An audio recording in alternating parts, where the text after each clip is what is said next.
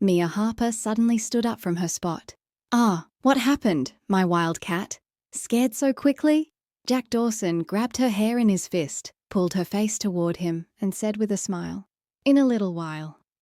"My dad and brother will arrive here and take me with them," Mia said confidently. So Jack replied with an even deeper smile.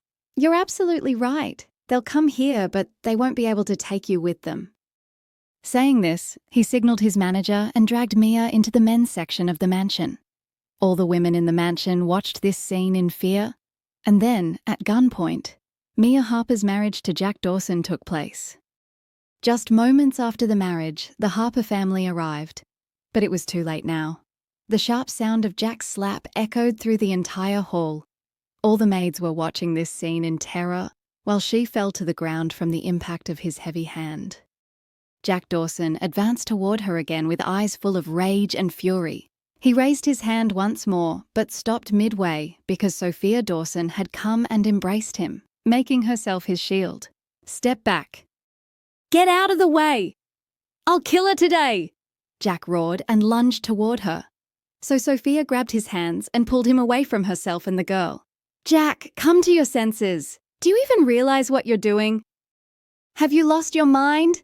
Back off," Sophia said as she pushed him away with her hands. Mia started trembling in fear of Jack Dawson while crying, "Mom, hand her over to me and go to your room. I'll come to you," Jack said, barely controlling his tone.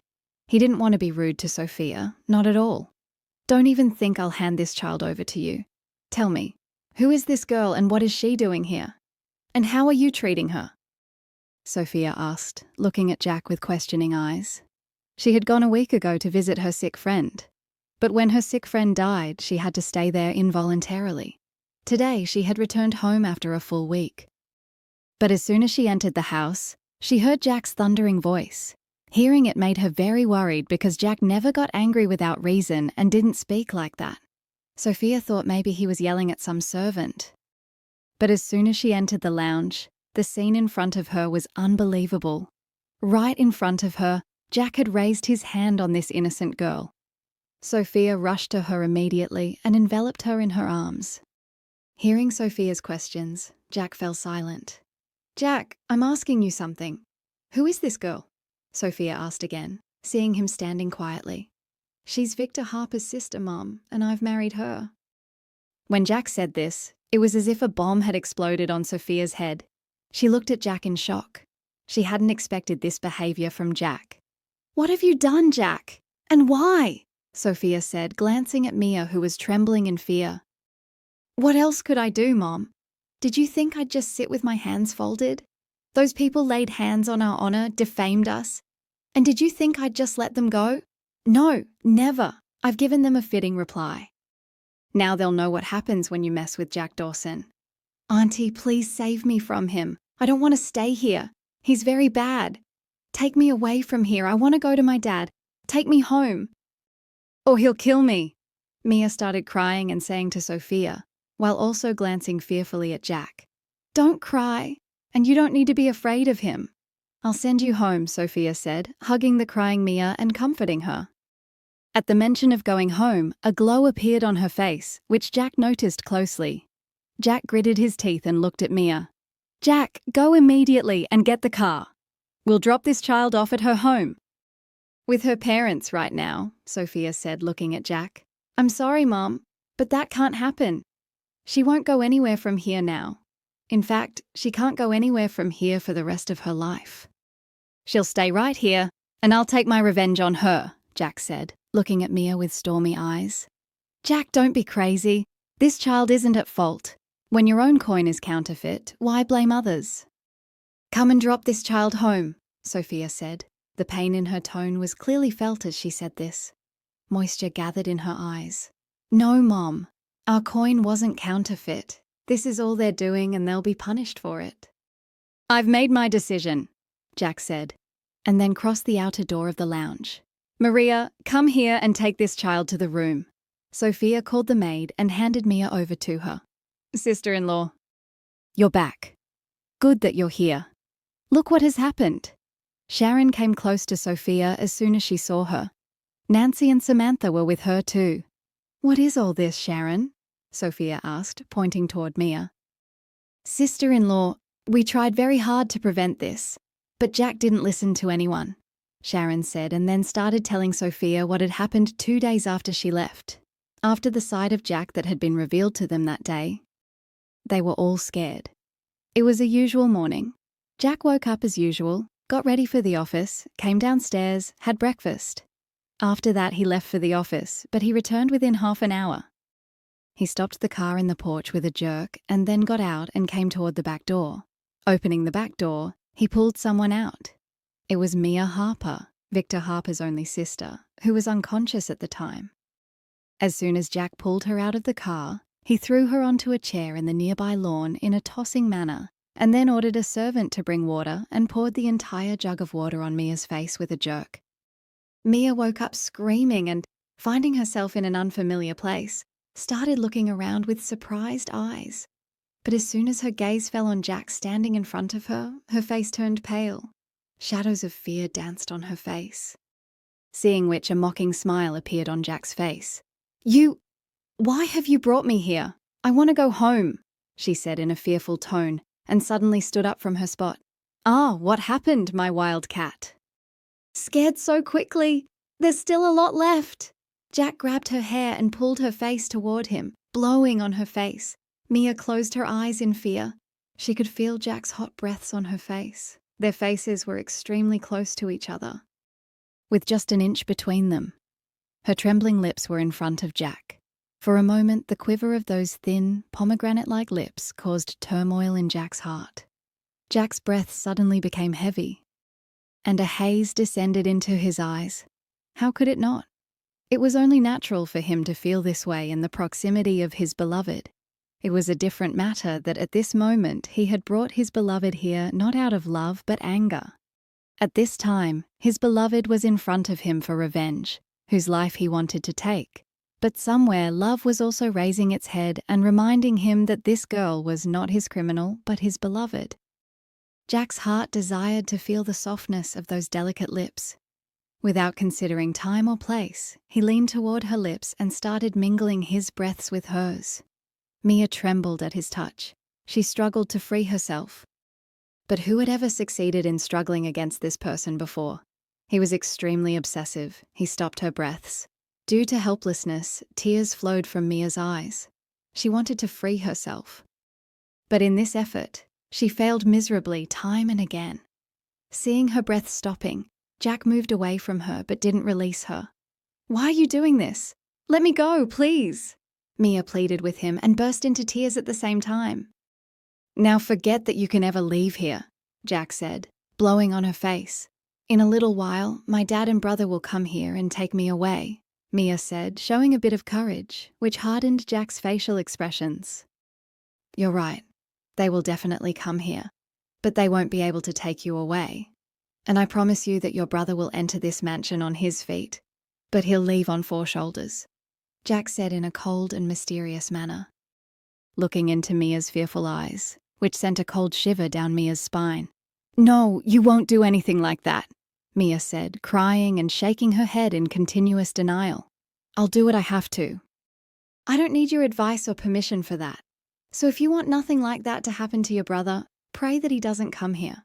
Because if he does, what I said will happen, and you know better than anyone how true to my word I am," Jack said as he released her hair, gripped her wrist, and started rubbing the back of her palm in a special way. "Let me go," Mia said, trying to free her hand. Instead of letting go, Jack tightened his grip on her wrist even more. "Stand still here quietly. If you try to move even a little now, I swear no one will be worse than me," Jack said in an extremely harsh tone. Mia stopped struggling and stood frozen in fear. Jack took out his mobile from his pocket and dialed a number. "Yes. Grab a priest from nearby and bring 4 witnesses to the mansion in 10 minutes. 10 minutes means only 10 minutes. If you're even a bit late, don't even think of showing your face to me for the next 2 years. Or it'll take me just a moment to ruin your handsome face." Jack asserted dominance without greeting as soon as the call was picked up. Despite herself, Mia glared at his face. Perhaps he was just the type to dominate everyone. Mia thought. She only focused on Jack's tone. She couldn't pay attention to his words. If she had paid attention to his words, she would have understood earlier what was about to happen to her. A short while later, a few people entered the mansion and headed straight to the men's hall. After they left, Jack also started dragging Mia toward the men's hall. "Jack, you're in the mansion at this time. You went to the office." "Right. And who is this girl with you? What are you doing?" Sharon blocked Jack's path and asked. "Auntie, move aside. I don't have time to tell you anything right now. I'll tell you later when I'm free," Jack said, and then moved to the other side to head toward the men's hall. "Let me go! Where are you taking me? Let me go! Save me!" Mia started screaming while trying to free herself. Then as they reached the door of the men's hall, Jack slammed Mia against the wall with a jerk and took out a gun from his pants pocket, placing it on her forehead. "I don't want any commotion. I've told you this before, and I'm telling you again. This is the last warning. I don't want things to happen the wrong way, but you're forcing me to abuse you. If you don't want that, then quietly agree to the marriage. Otherwise, taking you to my bed without marriage won't be difficult for me." Jack threatened her in a cold manner. His tone was emotionless. Mia wanted to cry over her fate. She couldn't even imagine that Jack could go to such extremes. She regretted the days when she had fallen in love with Jack. A short while later, Mia's marriage to Jack took place at gunpoint. "Where is Jack Dawson? My daughter? Come out! Return my daughter now!" They had just raised their hands in prayer when Alan Harper's voice was heard from outside. Hearing his voice, Mia suddenly stood up. "Dad!" Mia called out to Alan. "Mia, my daughter, are you okay?" "He didn't say anything to you, did he?" Alan asked, pulling Mia close to him. Before Mia could reply, Jack yanked her away from Alan's embrace with a jerk, causing Mia to sob. "You took too long to arrive, kind sir," Jack said with a flare. Alan sensed the hidden meaning in his tone. "What do you mean?" Alan asked, not understanding. "It means you've delayed in coming, father-in-law." Jack pronounced the word father-in-law very deliberately. "What nonsense is this?" Alan roared. "This isn't nonsense." "It's the truth. Here's the marriage certificate, and here are the witnesses," Jack said, throwing a heart-burning smile toward them. "I don't accept this marriage. I'll take my daughter with me," Alan said. "Get that thought out of your mind. Your daughter is my wife, not you. No power in the world can take my wife away from here. So it's better that you leave quietly, otherwise I'll file a case against you." Jack cleverly reminded Alan of what he had said a few months ago. Alan was left writhing in frustration. He tried hard to take Mia with him, but Jack didn't let any of his attempts succeed. As a result, he returned unsuccessful, and Jack dragged Mia into the inner part of the mansion. Mia was calling, "Dad, Dad!" but Jack clamped her mouth shut. "Quiet, absolutely quiet. If you make even one sound from your mouth, I'll pull out your tongue and hand it to you." Jack's tone was like a lion's roar. All the women in the mansion trembled in fear. Jack brought Mia to his room, threw her on the bed, locked the door from outside, and came downstairs, where Sharon was waiting for him. "Jack, son, what is all this? What are you doing?" Sharon asked Jack. "This is Victor Harper's sister, and from now on, my criminal. Until I return. No one goes into the room, and she doesn't come out of the room. Make sure all of you understand this well," Jack told them. "What? Victor Harper's sister? Did you bring her here for revenge?" Sharon asked, looking at Jack in extreme surprise. "You understood correctly, Auntie. That's why I brought her," Jack admitted. "Does sister-in-law know?" Sharon asked about Sophia. "No." Jack sufficed with just one word. "She'll be upset if she finds out," Sharon said to Jack. "She won't be upset. We'll see when the time comes. For now, I have to go for some important work," Jack said, and left the house. Behind him, Sharon sat holding her head. Looking toward Jack's room door, she felt immense pity for Mia in his room. And at the same time, she prayed for her life because she knew Jack wouldn't spare her without making her the target of his wrath. "Mom, call Auntie and tell her everything," Samantha said, seeing Sharon worried. "No, not now. No need to tell sister-in-law anything right now. She's probably in her grief. Let her be. No one from here will call and worry her." Sharon explained to her two daughters. In the evening, when Jack returned, he went straight to his room. A short while later, his loud voice started coming from the room. He had kept Mia locked in the room continuously. He would take her food and water there. If Mia felt like eating, she would. If not, Jack would send the food back. Then Mia would stay hungry until the next meal time. Today, in his absence, Mia had dared to come downstairs. But it was her bad luck that Jack saw her and vented his anger by slapping her face. Who knows what else he would have done to her?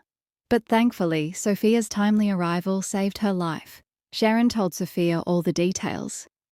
After hearing which, Sophia was left stunned. She had never expected this from Jack. She didn't think Jack was like that.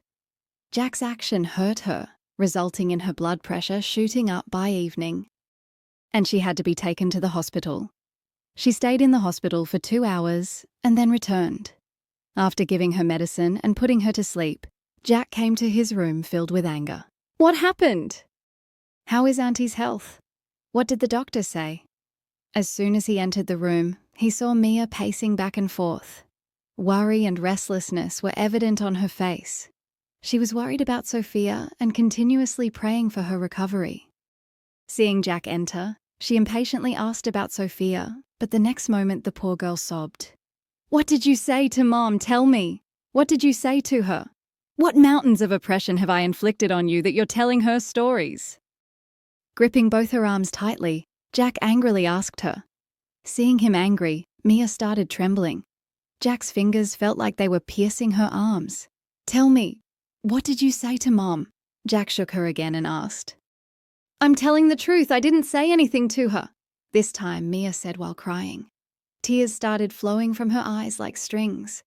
Seeing her tears, Jack jerked her away and left the room. Behind him, Mia cried over her fate. Her life was so beautiful. And now what had happened all of a sudden? The storm that had come into their lives had swept everything away. Crying, Mia sat down right there by the bed, rested her head against the bedsheet, closed her eyes, and got lost in the past. In the past, Mia Harper was born into a prosperous family.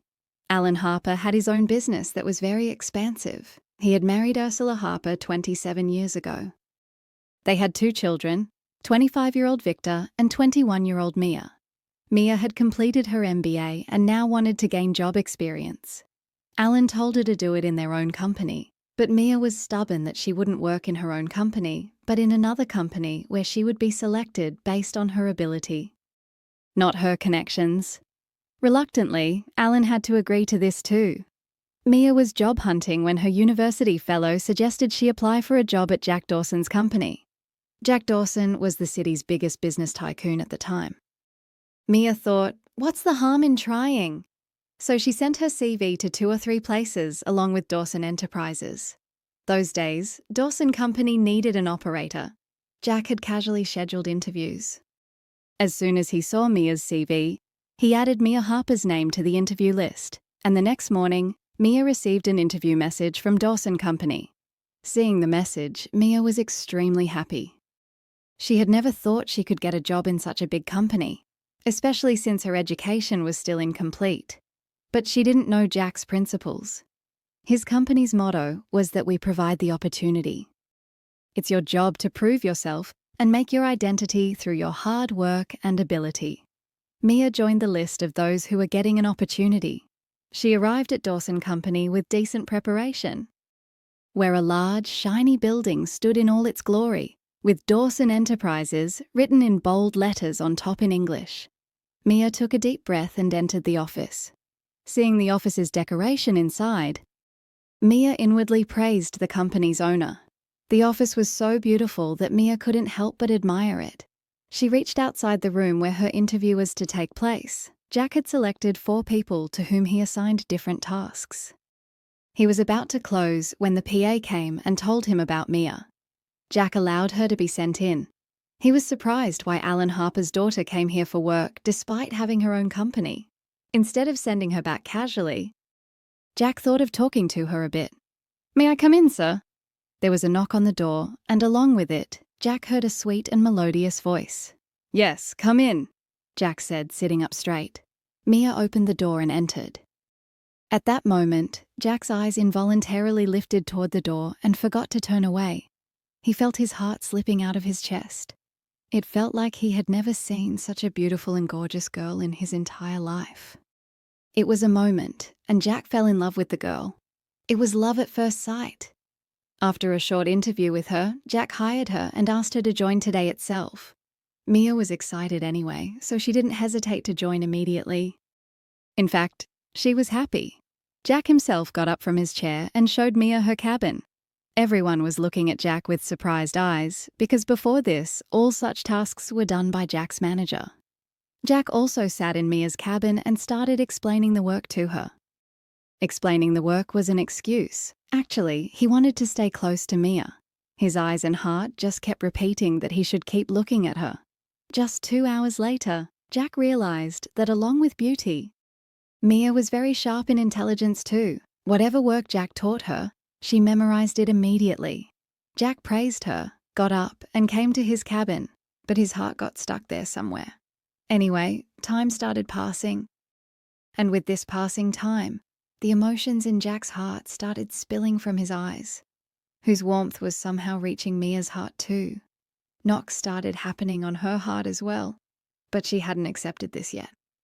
While Jack didn't let any opportunity to tease her slip from his hands, he often said meaningful sentences, some of which she understood while others were beyond her comprehension. She often turned red like a tomato from his sentences. The fire had ignited equally from both sides. Now it was to be seen what the outcome would be. "Jack, where do you get lost? I told you yesterday to come early, but you've become completely careless. You don't care about anyone at home." When Jack came to the breakfast table fresh after a full sleep, Sophia placed breakfast in front of him and also complained. The element of displeasure was evident in her words. "What happened, Mom? Do you want me to leave everything and sit at home? I have 100 tasks." "Whatever you have to say it now. I'm right in front of you," Jack said, glancing at her and then getting busy with breakfast again.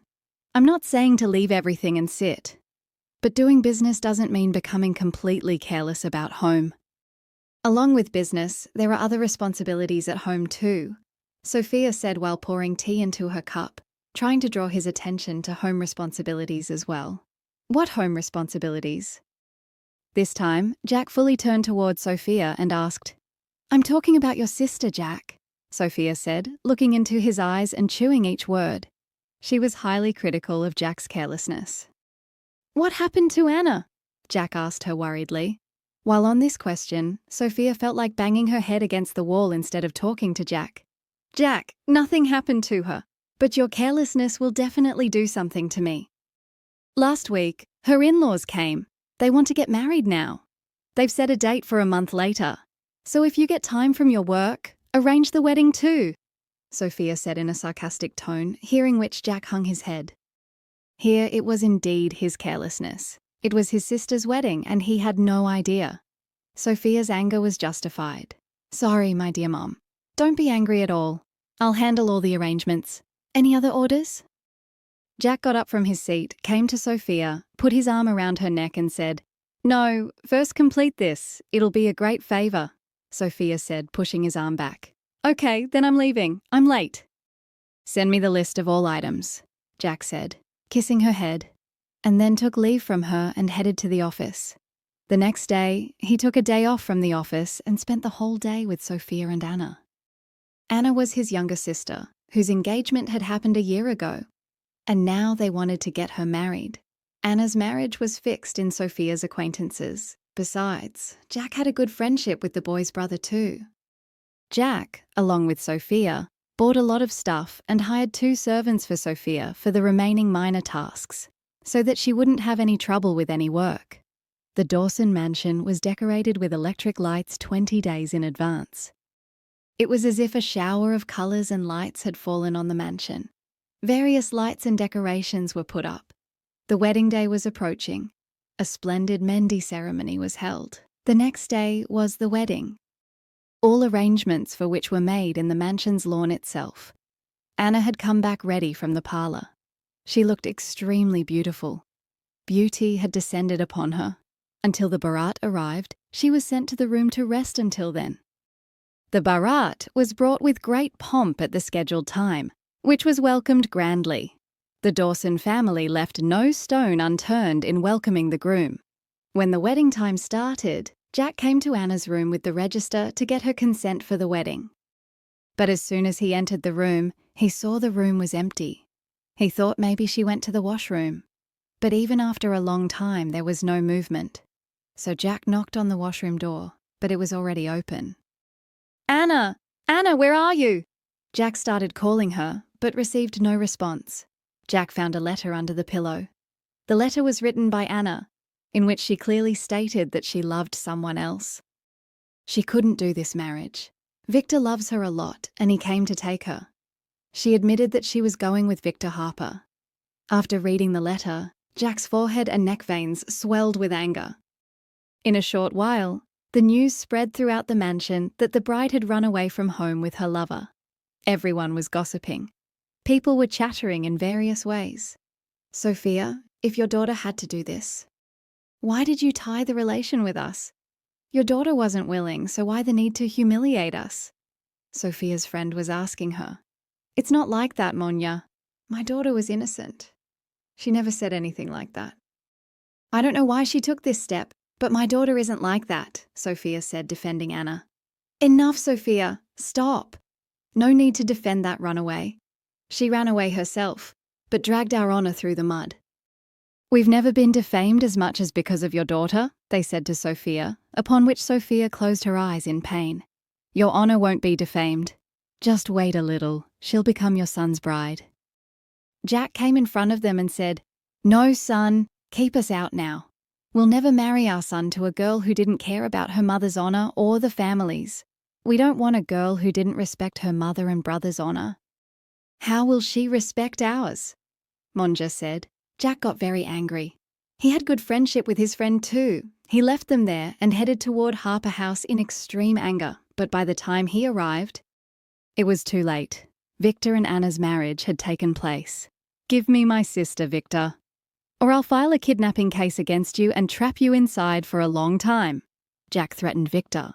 "You can't do anything." "Jack, because now your sister has legally become my wife.